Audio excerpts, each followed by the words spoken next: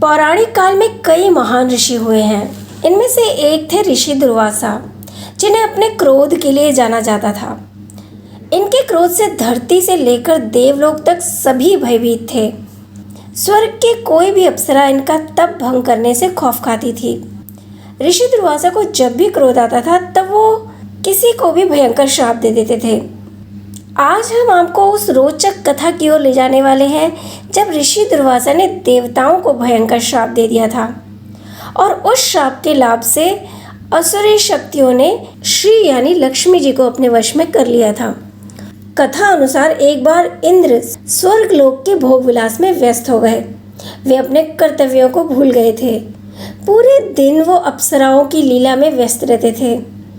महान ऋषियों को जब ये पता चला तो उन्होंने इंद्र को समझाने का फैसला किया। सभी महर्षि इंद्रलोक की ओर चल पड़े। ऋषि दुर्वासा भी इंद्रलोक पहुंचे। उन्हें पता था कि इंद्र अपने अभिमान में चूर है, लेकिन उनके समझाने पर वो मान जाएगा और उसे अपने कर्तव्यों का बोध हो जाएगा। पर जैसे ही दुर्वासा इंद्रलोक के द्वार पर पहुंचे तो उनके स्वागत के लिए कोई नहीं आया। ये देखकर ऋषि दुर्वासा को क्रोध आ गया, मगर वे चुप रहे और अंदर सभा में पहुंच गए। ऋषि दुर्वासा को देखकर इंद्र ने अपने आसन से बैठकर ही सिर्फ नमस्कार किया। इंद्र के नमस्कार से भी अभिमान झलक रहा था। ऋषि दुर्वासा अपने साथ वैजयंती फूलों की माला लाए थे। उन्होंने इंद्र को आशीर्वाद देते हुए हाथ बढ़ाया और वह माला इंद्र को भेंट की।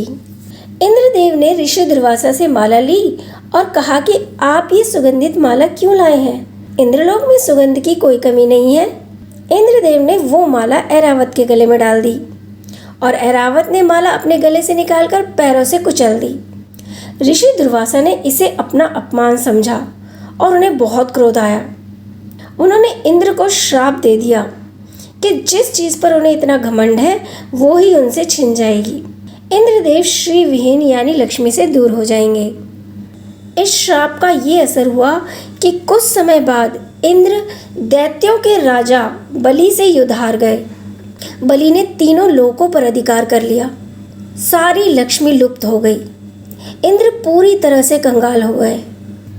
हालांकि इस श्राप का असर कुछ समय बाद ही पूरी सृष्टि पर दिखा था और धीरे धीरे पूरी सृष्टि श्रीविहीन हो गई थी।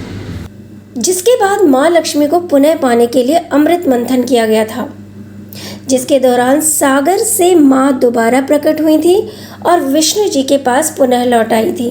माँ लक्ष्मी के आगमन से समस्त सृष्टि में श्री का यानी कि धन दौलत का वास होने लगा था।